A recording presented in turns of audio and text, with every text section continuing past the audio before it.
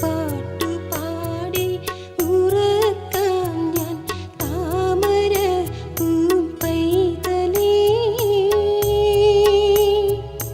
കേട്ടു കേട്ടു നീയുറങ്ങൻ കരളിൻ്റെ കാതലേ, കരളിൻ്റെ കാതലേ.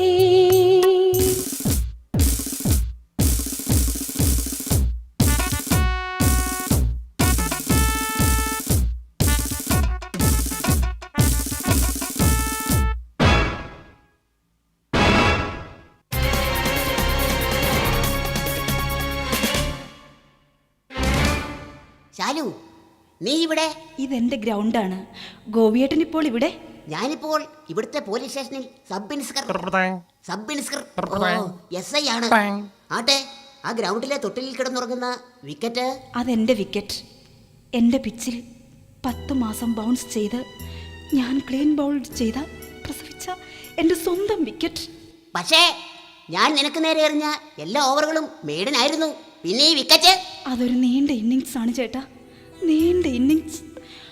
ഞാനത് ഓവറായി ബൗൺസ് ചെയ്യാം. നയൻ മോങ്കിയാ ശാലു, നയൻ മോങ്കിയാ. എടി മോങ്ങരുതെന്ന് ഇനി പറ. സൂര്യനെല്ലിയും ഇടുക്കിയും വിതുരയും തോപ്പുംപടിയും തുടങ്ങിയ ഗ്രൗണ്ടുകൾ പോലും കാണാത്ത, നാണം മാറാത്ത ഒരു നാടൻ പെണ്ണായിരുന്നു ഞാൻ. ഏതോ ടൂർണമെൻറ്റിൽ വെച്ച് ഗോപിയേട്ടൻ്റെ ബാറ്റിങ്ങും റണ്ണിങ്ങും കണ്ട് മയങ്ങി. ഈ ബാറ്റ്സ്മാൻ എൻ്റെ ഹൃദയത്തിൻ്റെ ഓപ്പണറായിരുന്നു എങ്കിൽ എന്ന് ഞാൻ ആശിച്ച കാലം. പക്ഷേ അതിനെത്രയോ മുൻപേ നിന്നെ ഞാൻ എൻ്റെ ക്രീസിൽ സ്റ്റംപ് ചെയ്ത് കഴിഞ്ഞിരുന്നു. അങ്ങനെ ഒരിക്കൽ പവലിയിൽ വെച്ച് പരസ്പരം ഹൃദയങ്ങൾ ബൗൺസ് ചെയ്ത് നമ്മൾ ഒരു ടീമായി മാറി. ഒരുപാട് ഓവറുകൾ എറിഞ്ഞ് ഒത്തിരി ടൂർണമെൻറ്റുകൾ ജയിച്ച് ഇനി ഒരിക്കലും വേർപിരിയില്ല എന്ന് തീരുമാനിച്ചിട്ട് അവസാനം ഒരു ബൈ പോലും പറയാതെ എൻ്റെ ക്രീസിൻ്റെ ബൗണ്ടറി വിട്ടില്ലേ. ദുഷ്ടനാണ് നിങ്ങൾ, ദുഷ്ടൻ. അതെ ശാലു, ദുഷ്ടൻ. പക്ഷേ ശാലു, ഒരു കാര്യം നീ മനസ്സിലാക്കണം. ഒരു ഓവറിൽ എറിയുന്ന ബോളെല്ലാം നോ ബോൾ ആയാൽ വീണ്ടും വീണ്ടും എറിയേണ്ടി വരും ഗോപിയേട്ട, വീണ്ടും വീണ്ടും എറിയേണ്ടി വരും.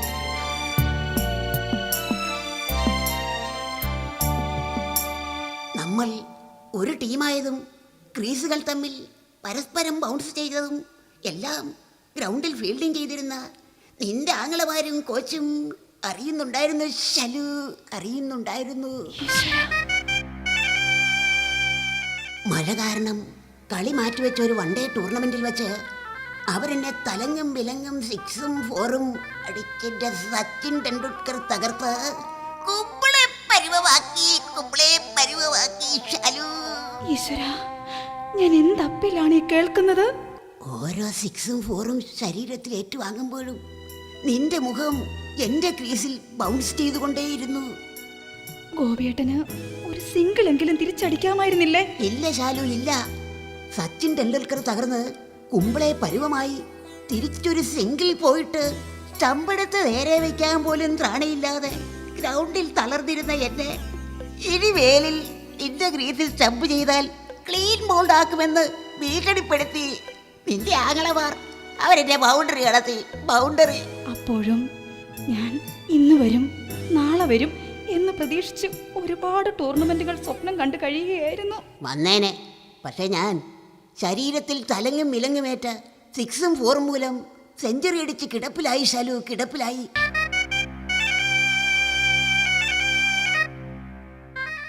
കയ്യിലും കാലിലും മുഴുവൻ സെഞ്ചുറി. അങ്ങനെ ഒരിക്കൽ അറിഞ്ഞു നീ മറ്റൊരു ടീമിൽ അംഗമായി എന്ന്. ഞാൻ നിന്റെ ക്രീസിൽ നിന്നും ഔട്ടായി എന്ന്. അതൊരിക്കലും ഇല്ല ഗോപിയേട്ട, എൻ്റെ ക്രീസിൽ നിന്ന് അങ്ങ് ഒരിക്കലും ഔട്ടാകുകയില്ല. അത് ഈ ഇന്നിങ്സിൽ സാധിക്കുകയില്ല. എങ്കിൽ നീ ആ വിക്കറ്റ് എടുത്ത് എൻ്റെ കൂടെ വരൂ. ഞാൻ ഇന്നൊരു സബ് ഇൻസ്പെക്ടർ SI ആണ്.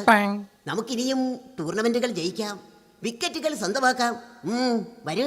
അരുത് ഗോപിയേട്ട, അരുത്. ഞാനിപ്പോൾ മറ്റൊരു ടീമിൽ അംഗമാണ്. എനിക്കൊരു ക്യാപ്റ്റൻ ഉണ്ട്, സ്വന്തമായി ഒരു വിക്കറ്റും. ശാലു, നീ ഏത് ഗ്രൗണ്ടിൽ കളിച്ചാലും ഏത് ടീമിൽ അംഗമായാലും എൻ്റെ മനസ്സിൻ്റെ ക്രീസിൽ ആദ്യം ഓപ്പൺ ചെയ്തത് നീയാണ്, നീ മാത്രം.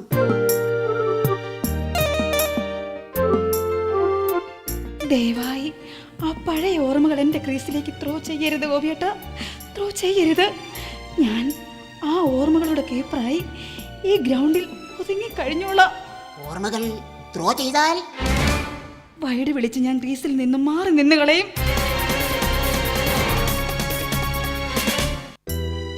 ശാലു, ഇപ്പോൾ എൻ്റെ ത്രോ നിനക്ക് വൈഡായി അല്ലേ? ഗോപിയേട്ട, ശാലു, നിനക്ക് ഓർമ്മയുണ്ടോ പണ്ട് നമ്മൾ ഒരു ടീമിലായിരുന്നപ്പോൾ കിളിച്ചുണ്ടൻ ബാൾ പറിച്ചു തരാം എന്ന് പറഞ്ഞ് നിന്നെ ഞാൻ നമ്മുടെ ഗ്രൗണ്ടിന്റെ തെക്കേ ബൗണ്ടറിയിലേക്ക് വിളിച്ചു. പക്ഷേ ഗോപിയേട്ടൻ പറിച്ചു തന്ന കിളിച്ചുണ്ടൻ ബാൾ എല്ലാം സ്പിന്നായിരുന്നു. സ്പിൻ. നീ ആ കിളിച്ചുണ്ടൻ ബാളെല്ലാം പിടിച്ച് തിരിച്ച് ഫാസ്റ്റ് ബൗൾ ചെയ്തു. നീ അത് ഓർക്കുന്നുണ്ടോ? ശ്ശോ. എനിക്കെല്ലാം ഓർമ്മയുണ്ട്. അങ്ങനെ അവിടെ വച്ച് ആദ്യമായി നമ്മൾ പരസ്പരം ടോസ് ചെയ്തു. പക്ഷേ ഒരിക്കൽ പോലും നീ എന്നെ ബാറ്റ് ചെയ്യാൻ അനുവദിച്ചില്ല. അങ്ങനെ പിച്ചിൽ ബാറ്റും പിടിച്ച് നിൽക്കേണ്ടി വന്ന നിസ്സഹായനായ ഒരു കാമുകനായിരുന്നു ഞാൻ. കാമുകനായിരുന്നു. ഗോപിയേട്ട, എന്നെ ഇങ്ങനെ അപ്പീൽ ചെയ്യരുത്. എന്റെ സ്കോർ നില തെറ്റിക്കരുത്. പ്ലീസ്. ശാലു,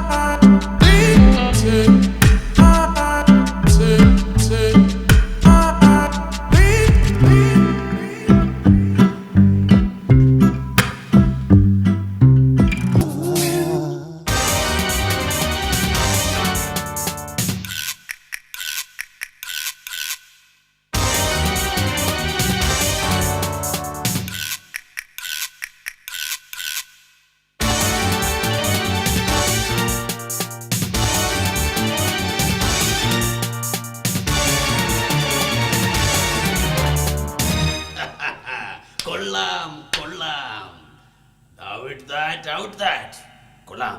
ബൗണ്ടറി ലംഘിച്ച ആളില്ലാത്ത ഗ്രൗണ്ടിലെ പിച്ചിൽ കയറി സ്റ്റമ്പ് കുത്തിയതും പോരാ, എന്നിട്ട് ടോസ് ചെയ്യാൻ നോക്കുന്നോടാ. കേറി പോടി പവിലിയനിൽ.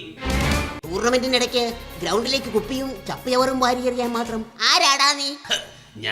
ഞാൻ ഇവരുടെ കീപ്പറാ, അതായത് ഈ ടീമിന്റെ ക്യാപ്റ്റൻ, ഇവരുടെ ഭർത്താവ്. പക്ഷെ നീ? ഞാൻ ഇവിടുത്തെ പോലീസ് സ്റ്റേഷനിലെ സബ് ഇൻസ്പെക്ടർ. അത് നിന്റെ ആന്റി ഫോറം കണ്ടപ്പോൾ എനിക്ക് മനസ്സിലായി. പക്ഷേ നീ എന്തിന് ഈ ഗ്രൗണ്ടിൽ വന്നു? ഇവർ ഒരിക്കൽ എന്റെ ടീമിൽ അംഗമായിരുന്നു. എന്റെ കാമുകി ആ കിടക്കുന്നത് എന്റെ വിക്കറ്റാണ്. ഞാൻ ഇവരെ കൊണ്ടുപോകാൻ വന്നതാ. ഗോപിയേട്ട, പ്ലീസ് എന്നെ ഡക്ക് ഔട്ട് ആക്കരുത്. ദയവ് ചെയ്ത് ഇപ്പോൾ ഈ ഗ്രൗണ്ടിൽ നിന്ന് നിങ്ങൾ പോകൂ. ഇല്ല, നിന്നെയും കൊണ്ട് ഞാൻ ഈ ഗ്രൗണ്ട് വിടൂ. ആ കിടക്കുന്നത് എന്റെ വിക്കറ്റാണ്. ഇവൾ എന്റെ ഭാര്യയും. അവർ ഈ ഗ്രൗണ്ട് വിട്ട് എങ്ങോട്ടും വരില്ല. ഞാൻ കൊണ്ടുപോകുവേ. കാരണം ഞാൻ ഈ സ്റ്റേഷനിലെ സബ് ഇൻസ്പെക്ടർ SI ആണ്. ഒരു ടീമിൽ 2 ക്യാപ്റ്റന്മാർ വേണ്ട. ഗോപിയേട്ട, ദയവ് ചെയ്ത് പോകൂ. ക്ലീൻ ബൗണ്ടറി ആയാൽ പിന്നെ ക്രീസിൽ നിൽക്കരുത്.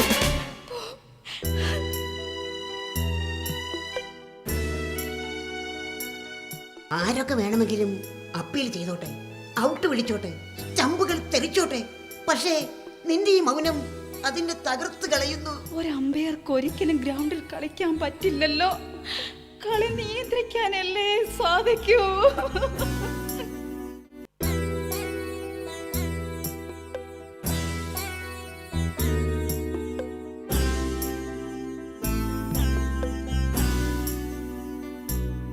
അതുകൊണ്ട്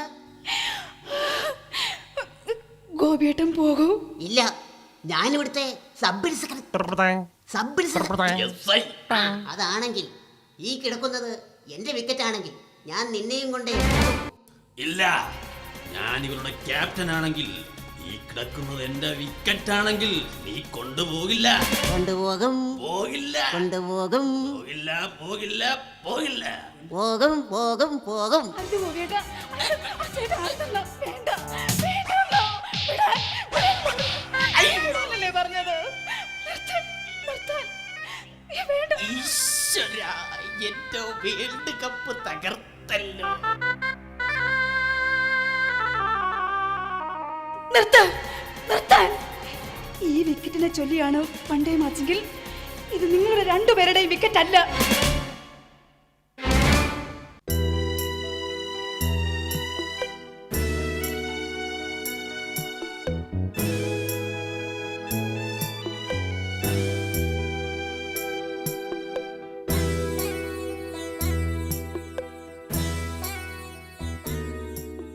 മോളെ, ഈ അച്ഛൻ കൊച്ചെന്തൊക്കെയാ കേൾക്കുന്നത്? ഗാലറിയിൽ ഇരുത്തിയാൽ സിക്സ് അടിക്കുന്ന ബോൾ കൊള്ളും, ബൗണ്ടറിയിൽ ഇരുത്തിയാൽ 4 അടിക്കുന്ന ബോൾ കൊള്ളും എന്നും പറഞ്ഞ് ഗാലറിയിലും ബൗണ്ടറിയിലും വെക്കാതെ പവലിയനിൽ വെച്ചാണ് മോളെ നിന്നെ ഞാൻ വളർത്തിയത്.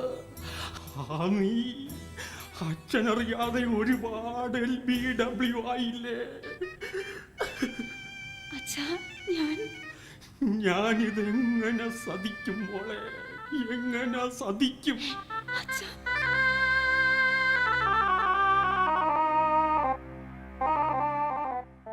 ആഹാ, ആരുടെയാണ് ഈ വിക്കറ്റ്?